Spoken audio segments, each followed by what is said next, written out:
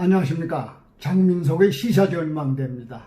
여러분께서 이 영상에 구독을 눌러주시면 저에게는 큰 격려가 됩니다. 오늘은 내후년 대통령 선거까지 정치 방향을 결정짓는 세 가지 변수에 대해서 살펴보겠습니다. 이 변수들은 현재 수면 아래에 드러나지 않고 있거나 꼬리만 살짝 보이고 있습니다. 그러나 밑에를 자세하게 내려다보면 거기에는 치열한 생사를 건 전쟁이 시작되고 있습니다. 가장 첫 번째 변수는 송초로 사건입니다. 2018년 울산광역시 시장 선거 때 청와대가 인위적으로 개입을 했고 또 지역 안에 업체로부터 뇌물을 받았다는 의혹을 받고 있는 이 송초로 사건이야말로 핵폭탄입니다. 공소장을 살펴보면 대통령과 대통령 이하의 공무원들은 정치적 중립을 유지해야 한다는 문구가 있습니다. 이것은 무엇을 뜻하느냐? 문재인 대통령 스스로가 지금 송초로 사건에 깊숙이 개입했다는 거죠. 검찰의 판단은 적어도 그렇습니다.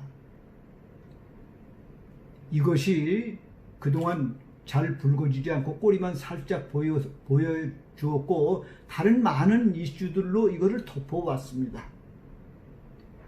만약 추미애 지휘 사건으로 윤석열 총장이 사라지지 않고 그때까지 내후년까지 남아있다고 그런다면 송초로 사건은 정말로 가장 무서운 사건이 될 겁니다. 문 대통령이 감옥에 가야 한다면 첫 번째가 송초로 사건입니다. 이 때문에 여권에서는 총력을 다 기울여서 법사위원장을 맡으려고 그러는 겁니다. 법사위원장 자리가 그렇게 지금 중요한 자리는 아닙니다.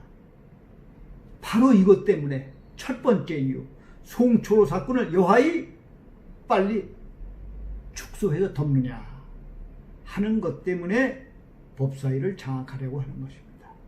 검찰과 법원을 장악하려고 하는 거죠.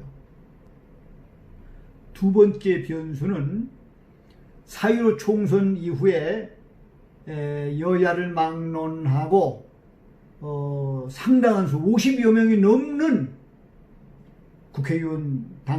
국회의원들이 선거법 혐의로 조사를 받고 있다고 합니다. 100만 원 이상의 벌금만 받으면 의원직을 잃어버리는 거죠. 민주당 측이 훨씬 많다는 소문입니다. 여기서 민주당 측이 30석만 잃어버린다면 전국의 방향은 확 틀어지는 거죠. 이것이 두 번째 여당이 목숨을 걸고 법사위원장을 차지하려는 두 번째 이유가 되는 것입니다. 매도 먼저 맞는 게 좋다고요. 지금 문재인 정권이 사실은 매우 잘못하고 있는 것이 매 먼저 맞아야 돼요.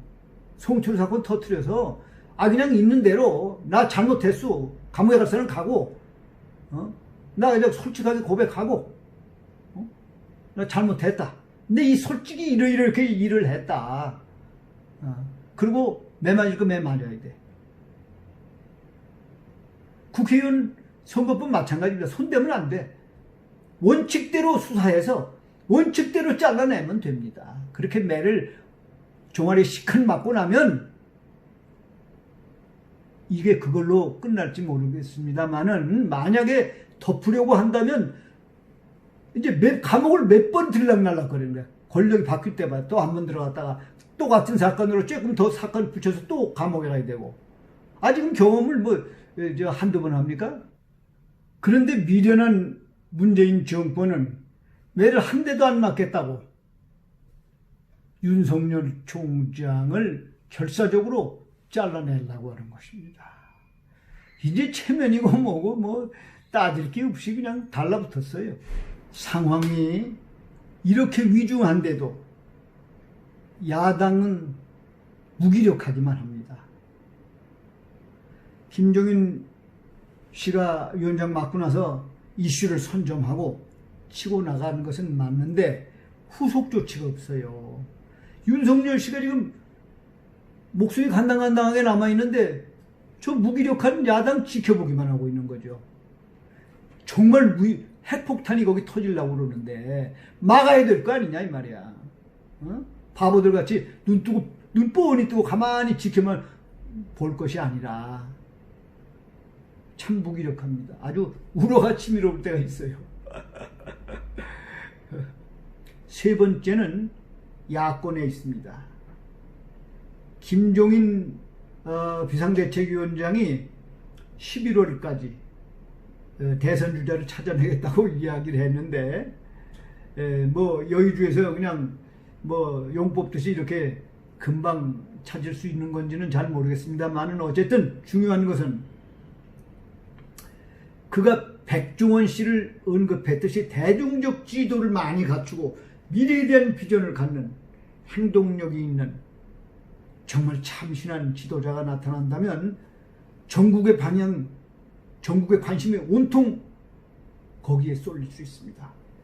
그 순간 문재인 정권의 노수가 급격히 진행될 것입니다. 이 세 가지 변수는 주인공은 김종인, 윤석열, 문재인입니다. 세 명의 주인공이 벌이는 활극 어떻게 끝날 것인지 지켜보시죠.